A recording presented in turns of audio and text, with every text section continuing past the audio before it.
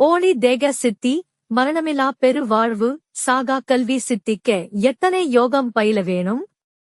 பல பல ஆற்றி அனுபவம் கிட்டி மேலிரணும்.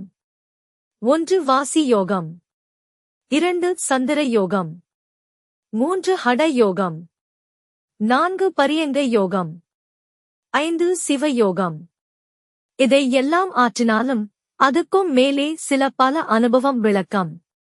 1 ஒருமை தயவு, 2 ஜீவகாருண்யம், 3 இட்டிரண்டு, 4 சாகாத்தலை வேகாக்கால் போகா புனல், 5 உயிர் அருள் சுத்த சிவ அனுபவம், 6 சைவ சித்தாந்தம், 36 தத்துவம் அதன் நிக்கிரகம், 7 கோள்கள், 8 ஜோதிடம், 9 மருத்துவம் மூலிகை, 10 வெளிகள் விளக்கம், 11 அவத்தை நிலைகள், 12 பக்ஷபேதம், 13 அண்டம் உலகம் தத்துவ உலகம், 14 சூக்கும உடல் காரண உடல்.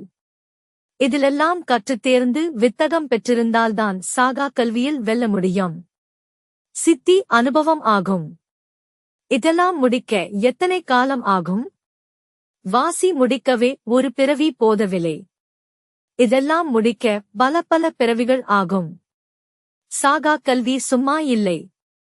நம்மை ஒரு வழி செஞ்சிதான், சக்கை ஆக்கி சாராக பிழிஞ்சிதான் கையில் அந்த மாபெரும் வரம் அளிக்கும். நாம் வள்ளல் பெருமானின் அனுபவ வரிகள் நினைவில் வைத்துக் கொள்ளல் நலம். அருட்பா 6ஆம் திருமுறை மெய்யருள் வியப்பு. 1-12 தொடங்கி இற்றைப் பகலின் வரையுமே. படியில் பட்ட பாட்டை நினைக்கில் மலையும் கரையுமே. 2 ஈராறாண்டு தொடங்கி இற்றைப் பகலின் வரையுமே. எளியேன் பட்ட பாட்டை நினைக்கில் இரும்பும் கரையுமே. வள்ளல் பெருமான் தன் 12 வயதில் சாதனம் ஆரம்பித்து எப்போது முடித்தார் என்பது உறுதியாக தெரியவில்லை. அவர் பட்ட கஷ்டங்கள் துயரங்கள் எல்லாம் மேலுள்ள பாக்கள் உறுதி செய்கின்றன.